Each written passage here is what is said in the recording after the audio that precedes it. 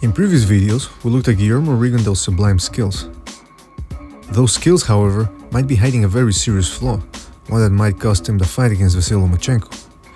Rigondeaux is one of the best defensive boxers in the game, but he has been hurt on numerous occasions. This raises questions about his chin. Against Ricardo Cordoba, natural counterpuncher, Rigondeaux looked more hesitant than usual and less effective as well. In round 6, Rigondeaux hit the deck from a right jab.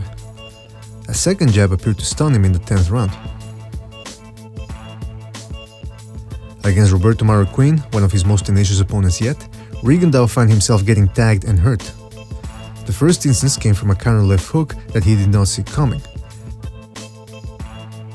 Rigondeaux made it out of the round but took some more right hands. The second instance happened in the 9th round, where a confident Rigondeaux fooled around and caught another left hook. He dominated the fight and dropped Marroquin twice, but he also ate a number of right hands along the way. This fight had led me to believe that if he couldn't handle Marroquin's left hook, then he would stand no chance against Donaire's much faster and harder hook. When Rigondeaux finally met Donaire, he ended up nullifying the hook and even fought back on the rare occasions where he was victim to it. It wasn't until the 10th round when the hook finally dropped him. This was during an awkward situation, and even then Rigondeaux still went on to hurt Donaire and continued to dominate the fight. Against Hisashi Yamagasa, Rigondeaux once again showed his superior skills, but also his flawed chin. Notice how he takes a right hand and then immediately holds. A second later, he clinches again, this time in a more obvious fashion. He was still hurt. In the 7th round, Rigondeaux came off a pivot, but found himself too close to Yamagasa and with his hands down.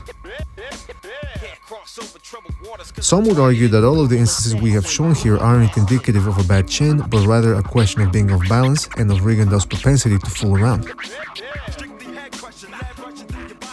After all, against his most dangerous opponent so far, Rigondeaux was able to avoid being hurt until the 10th round and even then managed to win all of the other rounds. Same thing against Marroquin, Cordoba and Yamagasa. While this might be true, one can't help but wonder if he can afford to make such mistakes against the bigger, stronger and underrated puncher Vasyl Lomachenko.